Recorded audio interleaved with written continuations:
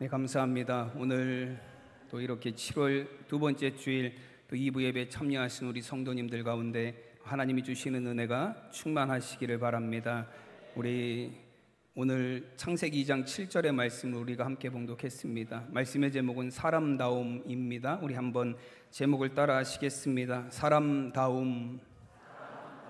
아멘. 여러분, 예배당이 지난주하고 좀 많이 달라졌습니다. 지난주 예배에 안 오신 분들은 광고를 못 들으셔서 갑자기 달라진 거 보고 깜짝 놀라셨을 것 같아요. 그렇죠? 스크린, 전에 한 개 걸려있던 스크린이 이제 LED 스크린으로 양쪽으로 바꿨습니다. 그리고 스크린뿐만 아니라 성가대 찬양 들으실 때도 목소리가 좀 더 잘 들리시는 것 같죠? 성가대 위에도 마이크를 설치했어요.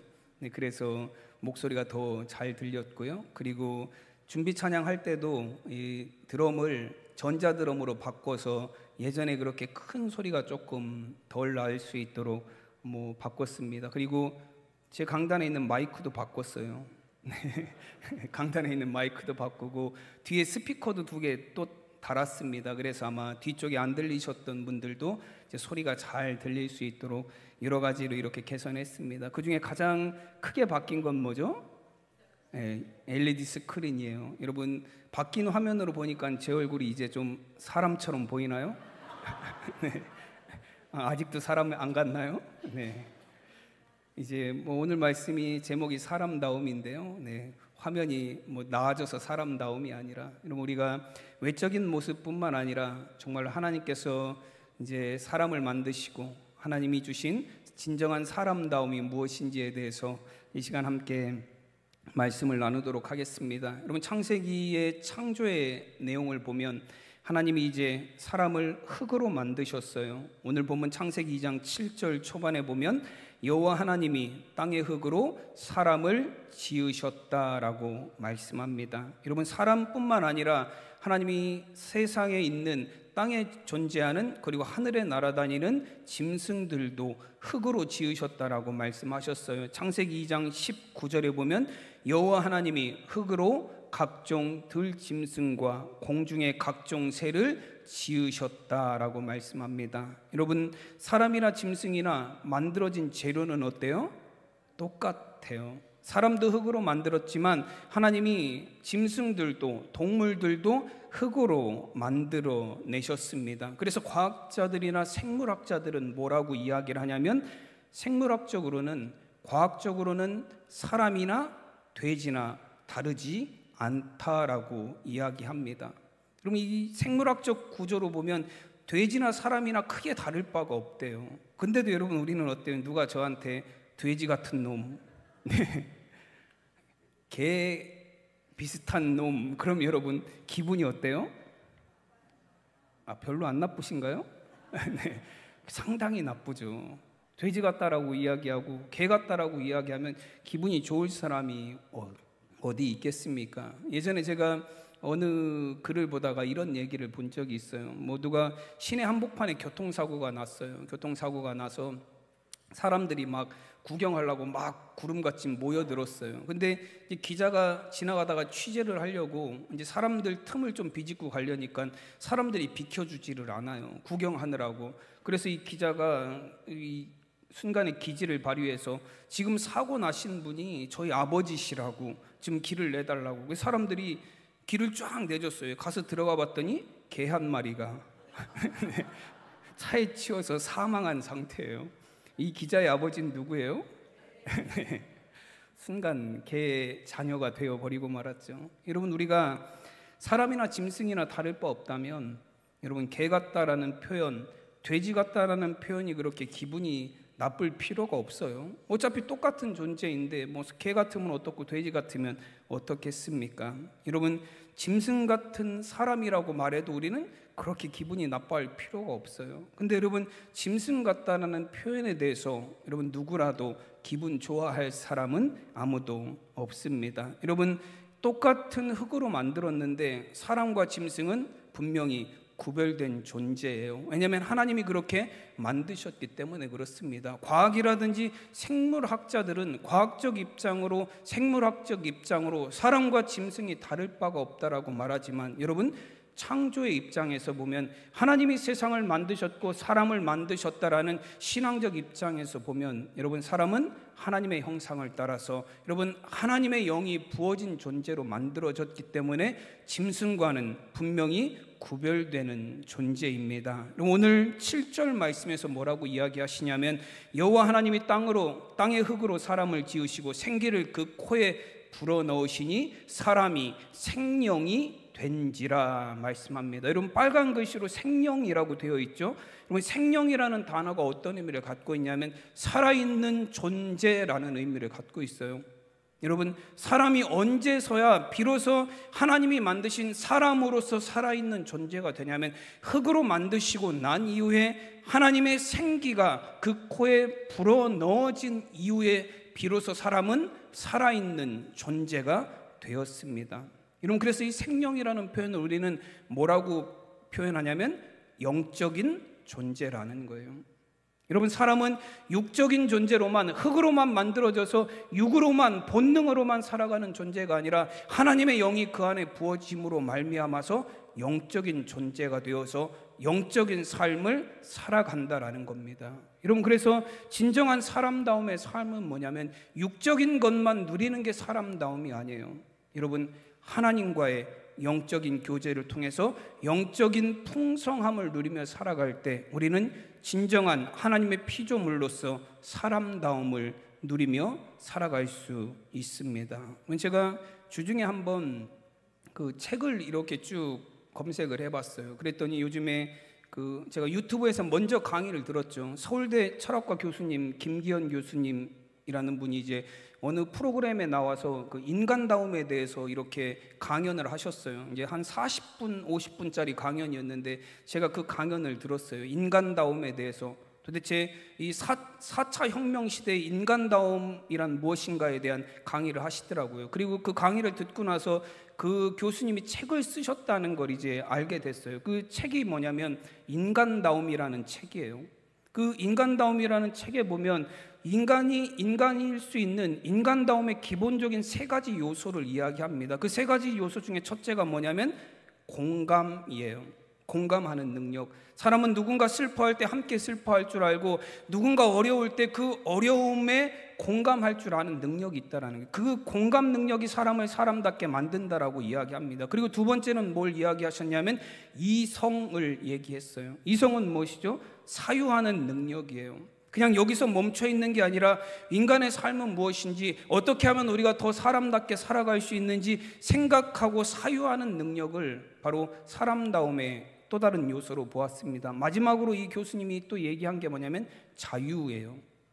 사람이 참으로 사람다움의 삶을 살 수 있는 가장 기본적인 조건 중에 마지막은 자유라는 거예요. 사람은 자유롭게 살아가게 만들어진 존재다라는 이야기를 했습니다. 제가 그 교수님의 얘기를 들으면서 이 철학적인 입장에서도 여러분 공감과 이성과 자유라는 요소가 사람다움의 요소가 된 듯이 여러분 제가 이 요소들을 가지고 철학적이 아니라 사람다움의 요소, 정말로 신학적인 입장에서 하나님의 백성된 하나님의 피조물로서 여러분 사람의 정말로 사람다움의 삶이 무엇인지, 영적인 존재로서의 사람다움이 무엇인지에 대해서 함께 말씀을 나눠보도록 하겠습니다. 여러분, 첫째는 공감이에요.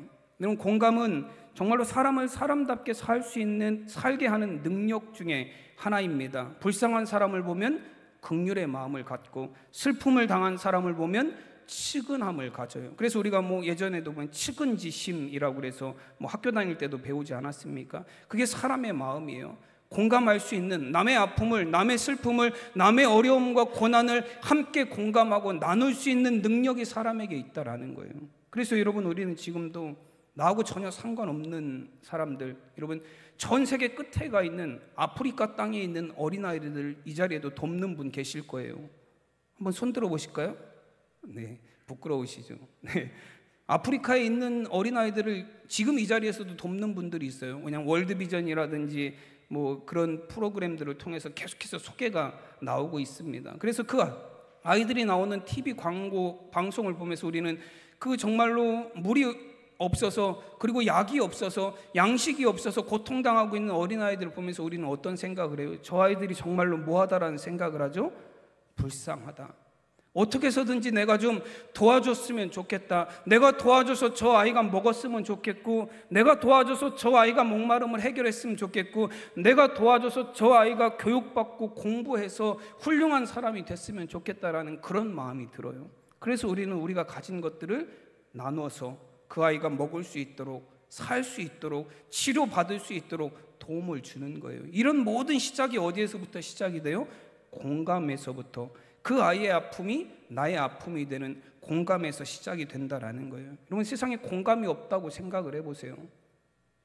여러분, 온갖 비난과 비판이 가득한 세상이 될 거예요. 여러분, 사람 사는 세상이 정말로 사람 사는 세상이 아니라, 공감이 없는 세상은 사람 사는 세상이 마치 짐승들이 살아가는 세상과 같을 겁니다. 본능과 욕망이 가득한 세상. 여러분, 욥기서에 보면 욥은 자신이 당한 고난에 대해서, 여러분, 친구들이 비난하고 비판하는 것에 대해서 그런 얘기를 합니다. 친구들은 뭐라고 얘기하죠? 다 너의 죄 때문 아니냐? 네가 이렇게 고난당한 거, 네가 죄 지어서 하나님이 너 벌 주시는 거 아니냐? 네가 이렇게 고난당하는 거 네 죄의 결과가 아니냐라면서 새 친구들이 와서 욥을 비난하고 비판했어요. 여러분, 그때 이 비난을 들으면서 욥이 친구들에게 이런 이야기를 합니다. 욥기 16장 4절 말씀에 보면, 나도 너희처럼 말할 수 있나니 가령 너희 마음이 내 마음의 자리에 있다 하자. 나도 그럴듯한 말로 너희를 치며 너희를 향하여 머리를 흔들 수 있느니라 이야기합니다. 어떤 의미예요? 만약에 입장이 바뀌었다고 생각해보자라는 거예요. 너희가 지금 내 자리에 있고 내가 너희의 자리에 있다고 하면, 나도 너희들처럼 마찬가지로 비난하고 비방하고 너 죄 때문에 벌 받는 거라고 혼내고 비판할 수 있었다라는 거예요. 나도 충분히 너희들의 입장에 있으면 그럴 수 있다라고 이야기합니다. 근데 이어지는 얘기는 뭐예요? 그래도 입으로 너희를 강하게 하며 입술의 위로로 너희의 근심을 풀었으리라. 그럼 어떤 의미예요? 그렇게 할 수 있지만 그럼에도 불구하고 나는 너희를 비난하고 비방하기보다는 나의 입으로 넘어진 너희를 다시 강하게 하고 고난당한 너희에게 위로를 해서 너희의 근심이 풀어지게 했을 것이다 라는 거예요. 욥이 하는 말의 핵심은 뭐예요? 너희들이 지금 내가 죄 때문에 이렇게 고난당한다고 나를 비방하고 비난하고 정죄하지만, 내가 원하는 건 너희들의 비난과 비판이 아니다라는 거예요. 내가 원하는 것은 이렇게 고난 가운데, 아픔 가운데, 자녀를 잃고 아내가 떠나고 집안이 온통 망하고 온몸이 병든 이런 고난 가운데 있는 나에게 위로의 말 한마디, 나의 아픔을 공감해주고 나의 아픔을 너희가 함께 아파하며 위로하고 공감하는 말들이 지금 나에게 필요하다라는 거예요. 충분히 그럴 수 있다라는 거 이해하지만, 그럼에도 불구하고 나는 공감해 주기를 원한다. 나의 아픔을 함께 나누기를 원한다. 너희들의 위로가 필요하다라고 욥은 말하고 있습니다. 여러분, 우리 사람다움의 삶에는 진정한 공감이 필요해요. 그럼 지금도 세상에는 아픔 가운데 있는 사람들이 많이 있습니다. 고난당하고 있는 사람들이 많이 있어요. 여러분, 그들의 아픔과 고난이 우리의 외면의 대상이 아니라, 여러분, 우리가 공감하고 위로하고 도와주고 함께 해야 할, 여러분, 공감의 대상인 줄로 믿습니다. 미국의 판사님 중에 제가 예전에도 한번 소개를 해드렸어요. 프랭크 카프리오라는 판사님 한번 소개해드린 적이 있습니다. 지금은 이제 나이가 워낙 많아서 판사로 활동은 안 하고 계세요. 90세가 넘으신 것 같아요. 80 몇 세 때까지는 판사로 활동을 하셨습니다. 근데 이분이 연세가 많으니까 후반에는, 나중에는 어떤 판결만 많이 했냐면 주로 사소한 판결들을 이제 판결하는 판사가 됐어요. 그래서 대부분 뭐 교통, 뭐 신호 위반, 뭐 주차 딱지 뗀 사람들, 뭐 그런 분들이 이제 판결을 받으러 와요. 워낙에 벌금이 세니까 판결을 받으러 와요. 뭐 우리나라처럼 주차 한 번 떼면 뭐 4만 원, 5만 원, 뭐 신호 위반하면 10만 원, 뭐 그 정도가 아니라, 미국은 뭐 신호 위반 한 번 하면 50만 원, 60만 원 막 벌금이 그렇게 나와요. 그것뿐만 아니라 뭐 운전자 학교 가서 뭐 교육도 받아야 되지, 교육 받으려면 또 돈 내야 되지 해가면서 이 한 번 딱지를 떼면 벌금 낼 게 많아요. 그것도 안 내고 밀리면 계속해서 거기에 추가 요금이 또 붙어요. 그런 사람들이 이제 오는 거예요. 어떻게 할 수 있는 힘이 없으니까 벌금 한 번 맞으면 벌금을 낼 수 있는 능력이 없어요. 그런 사람들이 이제 재판을 받으러 와요. 그럼 보통 판사가 판결할 때는 어떻게 하면 돼요? 당신 위반했으니까 $400, 40만 원 벌금 내고 가십시오. 땅땅땅 판결하면 끝 아니에요? 판사는 있는 그대로 보고 법대로 판결하면 끝나는 거예요. 근데 이 프랭크 카프리오라는 판사님은 그냥 판결하지 않아요. 사정을 들어요. 주차 위반했네? 왜 그날 거기에 왜 갔습니까를 물어요. 그냥 주차 위반해서 법을 어긴 것으로 벌금을 매기는 게 아니라 왜 거기에 갔냐를 꼭 물어요. 그 한 여성이 왔는데 그 주차 위반 딱지를 어디 무슨 복지센터 앞에서 뗐대요. 딱지를 떼서 그걸 안 내갖고 거기에 밀려서 $300, $400 막 된 거예요. 근데 이분이 엄청 가난한 분이에요. 그래서 그 판사가 물어요. 왜 그날 거기에다 차를 댔냐? 몇 월 며칠 몇 시에 거기 차를 대서 딱지를 뗐는데 거기에 당신 차가 있더라. 왜 뗐냐고 물었더니 이 여인이 뭐라고 얘기하냐면 그날 자신의 아들이 죽은 날이래요. 자신의 아들이 죽어서 뭐 교통사고로 죽어서 병원에 뭐 CC는 있고 근데 뭐 서류 떼오라 그러지. 그래서 서류 떼러 그 앞에 갔다가 정신없이 차를 대놓고 다서 서류 작업하고 나왔는데 나와봤더니 거기에 뭐가 있어요? 딱지가 붙어 있더래요. 여러분, 그래서 그 판사가 물어요. 원래는 $300였는데 내가 당신에게 $250은 감면해주고 $50만 벌금을 내도록 판결하겠습니다. 그랬어요. 그리고 판결 내리고 나서 다시 물어요. 얼마나 있냐고. 그랬더니 지금 $5 있습니다. 5,000원 있대요. 전 재산이 5,000원이래요. 그랬더니 또 뭐라고 얘기하냐면 기각하겠습니다. 그 $50마저도 기각하겠다라는 그 사건 자체를 기각하고 벌금을 없애겠다라는 거예요. 그럼 법적으로 보면 어때요? 옳지 않은 것 같아요. 근데 여러분 공감의 능력으로 보면 어때요? 탕감해주고 기각해주는 게 맞는 거예요. 여러분 그 사람의 사정을 들어보면 그 사람이 법을 어긴 건 맞지만 주차 위반을 한 건 맞지만 그 사람의 사정을 들어가 보면 그 사람의 형편에 들어가 보면 그 사람의 입장이 돼 보면 어때요? 그럴 수밖에 없다라는 공감을 하게 되어 있다라는 거예요. 여러분 사람은 공감으로 살아가는 존재들이에요. 공감을 통해서 진정한 사람다움의 삶을 이루어가는 것입니다. 여러분 히브리서 4장 15절 말씀에 보면 예수님의 공감에 대해서 말씀하고 있습니다. 우리에게 있는 대제사장은 우리의 연약함을 동정하지 못하시리가 아니요 모든 일에 우리와 똑같이 시험을 받으시니로되 죄는 없으시니라 말씀합니다. 이 15절 말씀에 보면 예수님은 우리의 연약함을 동정하지 못하시리가 아니다라고 말씀합니다. 여기서 동정이라는 단어가 뭐예요? 공감이에요.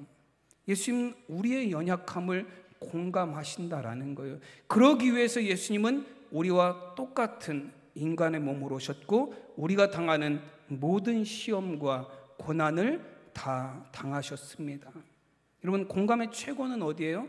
상대방과 똑같은 자리에 서는 거예요. 예수님은 인간의 몸으로 이 세상에 오셔서 우리의 모든 아픔과 연약함을 다 겪으셨습니다. 예수님이 우리의 모든 죄를 십자가에서 대속하실 수 있었던 이유도 바로 우리의 모든 연약함을 공감하시는 분이시기 때문에 그렇습니다. 이런 공감은 스스로의 연약함을 인정하는 거예요. 나는 절대 저렇지 않아. 나는 결코 넘어지지 않아가 아니라 나도 넘어질 수 있고 나도 저렇게 약해질 수 있고 나도 저렇게 실수할 수 있다라는 스스로의 인정이 내가 그 자리에 내려가는 것이 여러분 진정한 공감의 능력이 되는 겁니다. 여러분 그래서 예수님께서도 사람들을 향해서 뭐라고 말씀하세요? 복음서를 보면 예수님 비판하라, 정죄하라, 비난하라, 비방하라 그런 얘기 한 적 한 번도 없으셨어요. 뭐라고 말씀하시죠? 비판하지 말아라, 정죄하지 말아라. 나도 너를 정죄하지 아니하노니. 여러분 용서하라, 용납하라, 그 사람을 받아들여라, 남의 짐을 나누어 줘라. 여러분 이것이 예수님의 말씀이에요. 요한복음 3장 17절 말씀에도 보면 하나님이 그 아들을 세상에 보내신 것은 세상을 심판하려 하심이 아니요 그로 말미암아 세상이 구원을 받게 하려 하심이라 말씀합니다. 여러분 예수님이 이 땅에 오신 이유가 심판이었다면 예수님이 인간의 몸을 입고 오실 이유가 없어요. 예수님 천군 천사를 이끄시고 불과 유황을 동반해서 심판주로 세상에 오셨으면 됩니다. 그래서 세상의 모든 죄악을 심판하셨으면 돼요. 근데 예수님은 인간의 몸으로 오셨어요. 그리고 우리를 공감하셨고 동정하셨고 우리의 죄를 대신 십자가에 지시고 죽으심으로 말미암아 우리의 죄를 씻어 주셨습니다. 여러분, 예수님은 우리의 아픔을 함께 겪으셨고 우리의 고난을 공감하셨어요. 그리고 우리에게 뭐라고 말씀하시냐면 너의 아픔이 곧 나의 아픔이고 너의 상처가 나의 상처다라고 말씀하셨습니다. 이사야 53장 5절에 보면 그가 찔림은 우리의 허물 때문이요 그가 상함은 우리의 죄악 때문이라. 그가 징계를 받음으로 우리는 평화를 누리고 그가 채찍에 맞음으로 우리가 나음을 받았도다. 여러분, 예수님이 맞으셨는데 왜 우리가 평화를 누려요? 여러분, 예수님이 채찍에 맞았는데 왜 우리가 나음을 받았습니까? 여러분, 이게 공감이에요. 예수님은 인간의 몸으로 오셔서 우리의 모든 죄를 대신 지셨고 십자가에서 우리를 위한 모든 고난을 다 당하셨습니다. 우리가 서야 될 그 자리에 예수님이 서셨고 예수님이 모든 값을 다 치러내셨어요. 여러분, 그래서 우리가 구원받은 줄로 믿습니다. 예수님의 이 공감이 우리를 죄에서 구원하는 능력이 된 줄로 믿습니다. 그리고 예수님 제자들에게 뭐라고 말씀하셨죠? 내가 너희를 사랑한 것 같이 너희도 서로 사랑하라 말씀하셨어요. 여러분, 예수님의 내가 너희를 사랑한 것 같이는 얼만큼이에요? 얼만큼 사랑하면 예수님처럼일까요? 예수님이 우리를 위해서 십자가에서 자신의 몸을 내어주신 것처럼 여러분, 우리도 그렇게 공감하며 사랑하며 살아갈 수 있는 우리 진정한 그리스도인으로서 하나님의 피조물로서 사람다움의 삶을 살아가는 우리 성도님들이 되시기를 간절히 축원합니다. 여러분, 사람다움의 하나님의 피조물로서의 사람다움의 두 번째는 뭐라고 말씀하시냐면 이성이에요. 여러분, 이성은 사유하는 능력입니다. 여러분, 생각하는 능력이라는 거예요. 그래서 아리스토텔레스는 인간은 생각하는 동물이다라고 말해요. 그러면서 동물과 인간을 구분하는 구분점은 바로 생각에 있다라고 말하기도 합니다. 여러분, 그래서 우리는 막 사는 사람들을 뭐 없이 산다 그러죠? 네, 생각 없이 산다 그래요. 그냥 아무렇게나 사는 사람들을 향해서 우리는 뭐라고 얘기하냐면 저 사람 아무 생각 없이 사는 것 같아 라는 이야기를 합니다. 사람의 삶 같지 않다라는 거예요. 여러분, 사람을 사람답게 만드는 건 이성이에요. 사유하는 능력, 생각하는 능력이 사람에게 있기 때문에 사람다운 삶을 추구하면서 살아갈 수 있습니다. 그냥 본능에 이끌려 살아가는 삶이 아니라 그냥 욕구와 욕정대로 살아가는 삶이 아니라 생각하는 거예요. 어떻게 사는 것이 사람다운 삶인가? 내가 어떻게 살아가는 것이 정말로 인간다운 삶을 살아가는가? 사유하고 생각해서 그 진리를 향해 가는 삶을 산다라는 거예요. 여러분, 그래서 프랑스 소설가인 폴 부르제라는 사람은 이런 얘기도 했어요. 생각하는 대로 살지 않으면 사는 대로 생각하게 된다. 어떤 의미죠? 사는 대로 생각한다는 게 뭐예요? 짐승처럼 살면 생각도 짐승처럼 하게 돼 있다라는 거예요. 생각하는 삶을 살지 않으면, 사유하는 삶을 살지 않으면, 내가 인간다운 삶이 무엇인지를 추구하지 않으면 여러분, 우리가 사는 그 모습대로 생각하며 살아가는 존재, 짐승과 다를 바 없는 존재가 될 수밖에 없다라는 거예요. 여러분, 이성은 본능과 욕망과 충동에 좌우되지 않고 진리를 추구하는 힘이 이성이에요. 여러분, 이성이라는 단어가 그래서 영어로 보면 reason이라고 되어 있지만 라틴어로 보면 라티오라고 되어 있어요. 그리고 이 라티오라는 단어가 헬라어로 가면 어떤 단어, 그리스에서는 어떤 단어를 사용하냐면 우리가 잘 아는 단어예요. 로고스라는 단어를 사용합니다. 로고스 많이 들어보셨죠? 못 들어보셨나요? 로고스라는 단어가 어디에 나오냐? 요한복음 1장에 나와요. 태초에 말씀이 계시니라. 로고스라는 단어가 어떤 의미냐면 진리의 말씀을 상징하는 거고, 진리의 말씀이신 예수님을 상징하는 게 바로 이 로고스라는 단어예요. 여러분, 우리의 인생은 어떤 인생이냐면, 사람다움의 삶은 무엇을 추구하는 삶이냐면, 여러분, 우리가 생각하고 사유함을 통해서 인생의 진리가 무엇인지를 사유하는 삶, 인생의 진리를 추구하는 삶, 우리 인생의 진리를 향하여 나아가는 삶이 여러분 하나님의 피조물로서의 참된 사람다움의 삶이다라고 말씀하는 거예요. 그래서 전도서에서는 3장 19절에서 이런 이야기를 합니다. 사람과 짐승이 아무런 차이가 없으면 무슨 의미가 있느냐라는 거예요. 인생에 당하는 일을 짐승도 당하나니 그들이 당하는 일이 일반이라. 다 동일한 호흡이 있어서 짐승이 죽음같이 사람도 죽으니 사람이 짐승보다 뛰어남이 없음은 모든 것이 헛됨이로다라고 말합니다.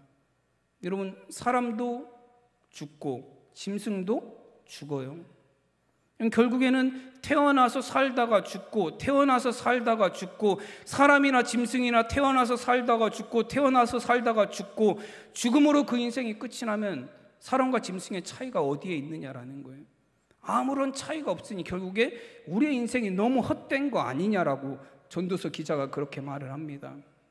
그러나 전도서 3장 11절에서는 이런 말씀도 있어요. 하나님이 모든 것을 지으시되 때를 따라 아름답게 하셨고 또 사람들에게는 영원을 사모하는 마음을 주셨느니라. 그러나 하나님이 하시는 일에 시종을 사람으로 측량할 수 없게 하셨도다 말씀합니다. 여러분, 하나님께서 사람에게 주신 마음이 있어요. 그 마음이 뭐예요? 영원을 사모하는 마음입니다.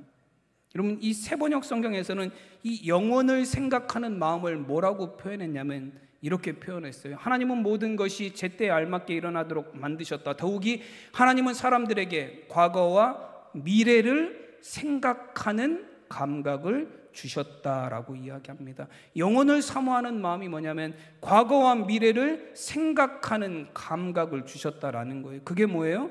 이성이에요. 하나님께서 우리에게 주신 것은 생각하는 감각이에요. 그냥 본능과 욕구에 따라 살아가는 삶이 아니라 하나님의 피조물로서, 하나님이 만드신 하나님의 백성으로서 진리를 향하여 궁구하고 또 궁구해서 그 진리의 길을 따라가는 삶을 살게 만든 것, 그럼 그것이 하나님께서 사람에게 주신 이성의 능력이다라고 말씀합니다. 여러분, 이성은 단순히 본능과 욕구를 절제하는 도구로서 뿐만 아니라 하나님의 피조물로서 사람이 마땅히 추구해야 될 진리를 생각하는 능력입니다. 이런 우리는 이성적이라 그러면 어떤 사람을 많이 지칭해요? 굉장히 지적이고 세련되고 논리적이고 합리적인 사람을 우리는 이성적이라고 표현을 해요. 그렇지만 여러분, 진정한 성경적인 이성은 뭐예요? 여러분, 자신의 삶을 통해서 진리를 향해 나아가기 위해서 계속해서 생각하고 궁구하는 사람이 정말로 이성적인 사람이에요.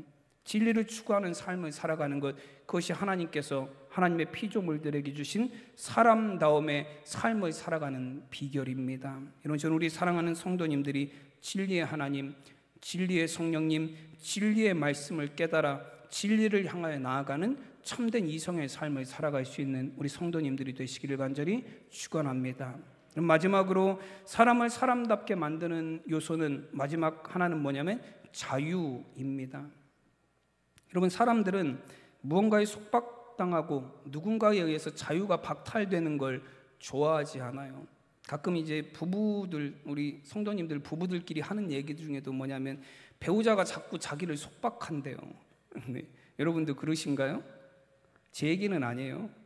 제가 뭔가 얘기하면 자꾸 성도님들 제 얘기하는 줄 알고 제 아내한테 가서 뭐라고 하시는 것 같아요. 근데 제 얘기는 아니에요.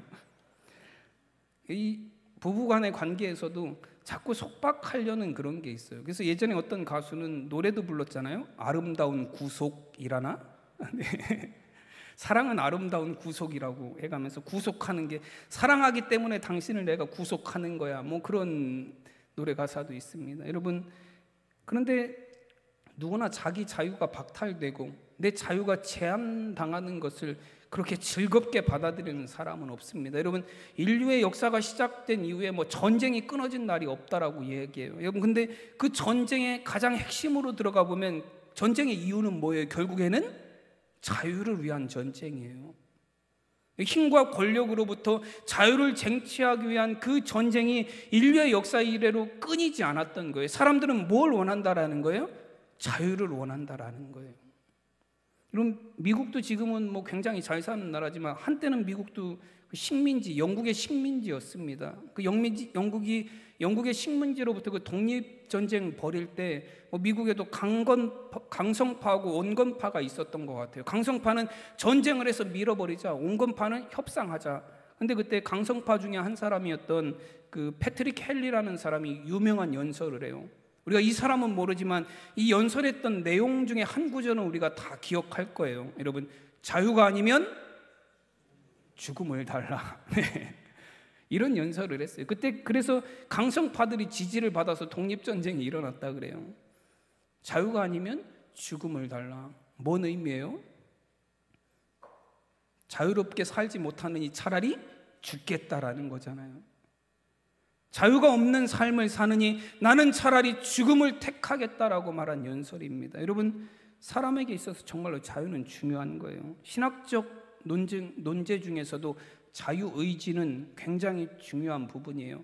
자유는 하나님이 우리에게 주신 최고의 선물입니다. 하나님이 창조하신 창조의 내용을 보면 하나님께서 사람을 만드시고 만물을 다스릴 권세를 주셨습니다. 그리고는 하나님께서 한 가지 금하신 것이 있어요. 그 금한 게 뭐죠? 선악을 알게 하는 나무의 열매는 먹지 말아라.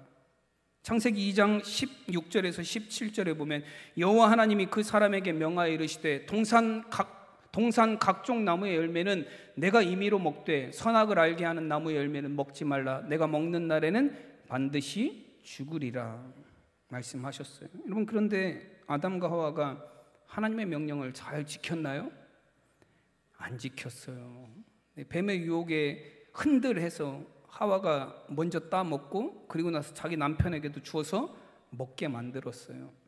그래서 둘 다 결국에는 하나님이 하지 말라고 한 걸 했습니다. 그리고 그 결과로 뭐가 세상에 들어왔죠?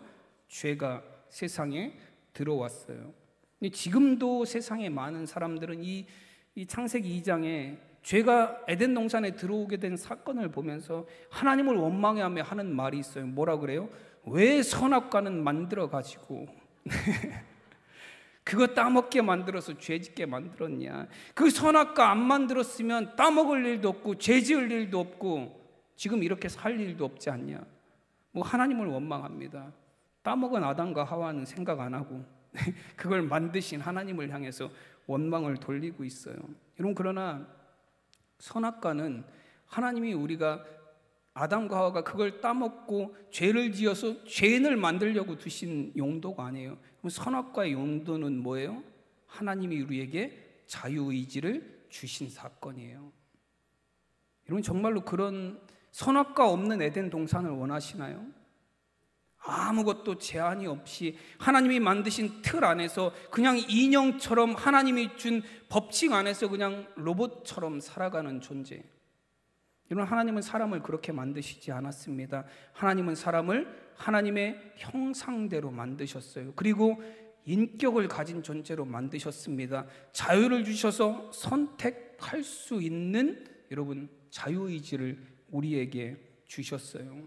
여러분, 선악과는 하나님께서 우리에게 주신 자유의지라는 최고의 선물이에요. 그래서 우리는 그 자유를 가지고 하나님을 마음껏 찬양하며 사랑하며 섬기며 살아가는 진정한 신앙의 삶을 우리가 살아갈 수 있습니다. 가끔 장을 보러 마트에 가면 저는 계란을 좋아하니까요, 계란 코너를 좀 유심히 봐요. 일부 예배 때도 이 계란 얘기를 잠깐 했더니 권사님이 나가시면서 목사님 계란의 전문가 같으세요 막 그러시더라고요. 그럼 계란 코너에 가보면 계란들이 종류별로 있습니다. 대란, 왕란, 특란 그래서 종류별로 있어요. 근데 이 크기뿐만 아니라 또 뭔 종류가 있어요?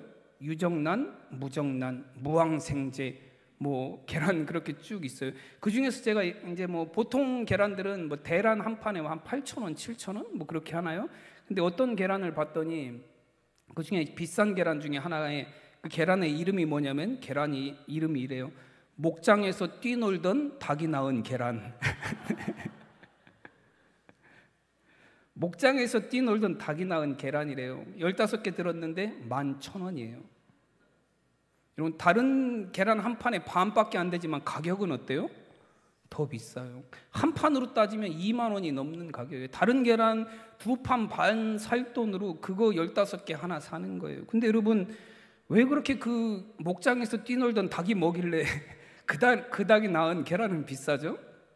유정란이기도 하지만 여러분, 그 닭이 케이지 안에 앉아서 거기 가만히 앉아서 불 켜지면 꼬꼬대하고 알 낳고 불 꺼지면 자다가 불 꺼지면 다시 거기서 알 낳고 그런 닭이 낳은 계란이 아니라는 거예요.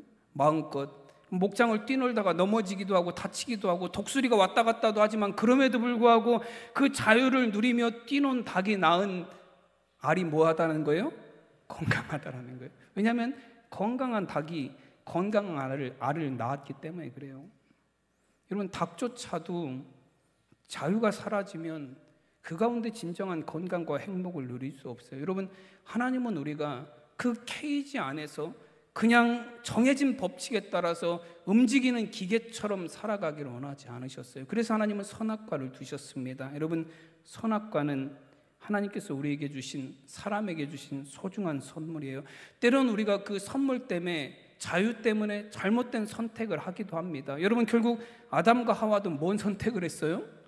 죄를 선택했잖아요. 자유를 안 주셨으면 선택을 안 했을 거예요. 근데 자유를 주셨기 때문에 죄를 선택을 했습니다. 그래서 결국엔 인간은 죄의 종노릇하게 되었어요. 그러나 하나님은 또 죄의 종노릇하는 사람을 그냥 내버려 두지 않으시고 뭐 하셨어요? 그들을 죄에서 해방시켜 자유를 주시기 위해서 예수님을 이 세상에 보내셨습니다. 갈라디아서 5장 1절 말씀에 보면 그리스도께서 우리를 자유롭게 하시려고 자유를 주셨으니 그러므로 굳건하게 서서 다시는 종의 멍에를 매지 말라 말씀하셨어요. 예수님께서 이 세상에 오셔서 죄의 멍에를 메고 살아가는, 죄의 종이 되어 살아가는 우리의 모든 죄의 짐을 다 벗겨주셨으니 다시는 너희가 종의 멍에를 매지 말아라. 이제는 다시는 죄의 얽매인 삶을 살지 말아라. 죄에서 해방되어 진정한 자유를 누리는 삶을 살아라. 너희들의 자유로 하나님을 섬기고 사랑하며 살라 말씀합니다. 여러분, 우리는 자유로운 것 같지만 우리의 자유는 때로는 강요된 자유인, 우리가 선택하는 게 나의 선택이 아니라 강요된 선택인 경우들이 굉장히 많이 있어요. 그러나 나는 그게 내가 선택했고 내 자유였다라고 착각하는 경우들도 굉장히 많이 있습니다. 몇 년 전에 그 베스트셀러 중에 하나였던 넛지라는 책이 있어요. 그 넛지라는 책을 보면 그 책의 표지에 이렇게 기록이 되어 있습니다. 넛지가 당신의 모든 행동을 결정한다. 넛지가 누구길래 내 행동을 다 결정하죠? 넛지가 당신의 모든 행동의 선택을 결정한다라고 되어 있습니다. 근데 넛지가 뭐냐면 영어 단어인데요. 이게 어떤 의미냐면 옆구리를 팔꿈치로 쿡 찌르다라는 의미를 갖고 있어요. 옆에서 졸고 있는 분이 있으면 여러분 뭐 하죠? 옆구리로 쿡 찔러요. 그럼 쿡 찌르면 이렇게 졸고 있다 갑자기 어떻게 되죠? 깨어나요. 근데 이게 찔렀는지 안 찔렀는지 모르게 감각도 안 나게 쿡 찌르면 이 사람은 깨나긴 했는데 그게 내가 졸다가 깬 줄 알아요. 그냥. 근데 실제로는 어떻게 깬 거죠? 옆 사람이 살짝 팔꿈치로 찔러서 깬 거예요. 내 선택에 의해서 깬 게 아니라 누군가 나를 깨도록 강요하는 거예요. 근데 나는 그거를 깨닫지 못하는 거, 그걸 넛지라고 표현을 합니다. 실제로 우리 실생활에 그런 일들이 많이 있대요. 우리가 마트에 가서 장을 볼 때 여러분 가장 잘 팔리는 구역이 어디일까요? 우리의 눈높이에 있는 가장 첫 번째 진열장에 있는 물건을 가장 많이 산대요. 똑같은 제품을 회사 상표만 바꿔서 갖다 놔도 거기 있는 건 계속 잘 팔린대요. 근데 우리는 뭐라고 생각을 해요? 내가 선택해서 이 제품을 샀다라고 생각을 해요. 근데 내 선택이 아니라 그 내 선택이 알고 보면 어때요? 그 선택적 설계자에 의한 강요에 의해서 내가 선택하게 된 거예요. 그런 일들이 굉장히 많아요. 장 보는 것뿐만 아니라 여러분 앱으로 음식 배달 시켜 드셔도 그렇잖아요. 그럼 앱으로 이제 배민이나 요기요나 그런 것들 음식 배달 시킬 때 보면 가장 위에 이렇게 뜨는 그 가게들이 있잖아요. 그 가게들은 왜 위에 뜰까요? 돈을 많이 내서 그래요. 네, 돈을 많이 내면 그렇죠. 돈을 많이 내면 거기에 떠요. 그러면 대부분의 사람들은 위쪽에 뜬 가게들, 거기 가게들을 선택해서 음식을 주문하는 경우가 많대요. 여러분, 교회도 마찬가지예요. 여러분, 우리 교회도 부천에 누가 이사 와서 부천에 좋은 교회라고 딱 인터넷에 포털 사이트에 검색하면 우리 교회 부천 성원교회가 맨 위에 올라오게 만들 수 있어요. 어떻게 하면 되죠? 포털 사이트에 광고비를 내면 돼요. 이런 걸 넛지라고 하는 거예요. 내가 원해서 선택했다고 생각하지만 실제로는 누군가 설계해 놓은 걸 내가 보고 그걸 받아들이는 거예요. 이런 걸 넛지라고 합니다. 근데 여러분, 이게 우리의 실생활 뿐만 아니라 죄도 이러해요. 여러분, 지금 세상에는 온갖 죄악들이 우리의 눈과 귀와 감각과 마음을 지배하고 있습니다. 내가 선택했다라고 생각하지만 결국에는 우리의 마음에 차 있는, 나의 눈을 지배하고 있는, 나의 모든 생각을 지배하고 있는 죄가 우리를 그 죄의 길로 이끌어가고 있다라는 거예요. 여러분, 그래서 사도 바울도 뭐라고 고백을 합니까? 로마서 7장에 보면 내가 원하는 바 선은 행하지 아니하고 오히려 원하지 아니하는 바 악을 행하는도다. 만일 내가 원하지 아니하는 그것을 행하면 그것은 내가 아니라 내 속에 거하는 죄가 행하는 것이다. 바울은 그렇게 이야기를 해요. 내가 왜 원하지 아니하는 악을 행하는 삶을 살아가냐면 내 속에 죄가 있기 때문이다라는 거예요. 여러분, 죄가, 내가 원하지 않지만 죄가 나를 이끌어가는 삶을 살고 있다라는 거예요. 여러분, 예수님은 우리를 죄에서 해방되어서 진정한 자유를 주시기 위해서 우리를 구원하셨는데, 하나님은 우리에게 진정한 자유를 주시기 위해서 선악과를 주셨는데 우리가 뭐에 이끌려 다니는 삶을 살아가요? 죄의 종이 되어서 죄에 이끌린 삶을 살아간다는 겁니다. 여러분, 하나님이 우리에게 주신 자유는 선물이에요. 그러나 여러분, 그 선물을 통해서 여러분 죄를 선택하는 것이 아니라 여러분 그 하나님이 주신 자유의 선물을 가지고 진정한 사람다움의 삶을 선택하며 살아갈 수 있는 우리 성도님들이 되시기를 바랍니다. 여러분, 사람의 몸을 입고 오셔서 우리의 모든 죄의 짐을 대속하신 예수님의 공감을 여러분 깨달으시기를 바랍니다. 지금도 우리 안에 들어오셔서 진리의 길을 걸어갈 수 있도록 비추어 주시고 깨닫게 해주시는 성령님의 이성의 능력을 받아들이시기 바랍니다. 죄와 사망의 굴레에서 우리를 해방시켜 주심으로 자유롭게 살게 해주시는 하나님의 은혜 가운데 사람다움을 누리며 살아갈 수 있는 우리 성도님들 되시기를 간절히 축원합니다. 기도하겠습니다. 하나님의 은혜와 사랑을 감사드립니다. 하나님, 우리를 하나님의 자녀로 삼아주시고 우리를 만들어주시고 하나님 사람다움의 삶을 우리로 살아가게 하시니 감사드립니다. 하나님, 정말로 하나님의 피조물로 이 땅을 살아가는 우리가 영적인 존재임을 잊지 않게 하여 주시고 하나님과의 공감을 통해서 하나님이 주시는 진리를 추구하는 이성의 능력을 통해서 하나님이 죄에서 해방하여 주신 자유로 진정한 하나님의 백성으로서의 사람다움을 누리며 살아가는 우리 성도들 되게 하여 주시옵소서. 감사하며 우리 주 예수 그리스도 이름으로 기도드리옵나이다. 아멘.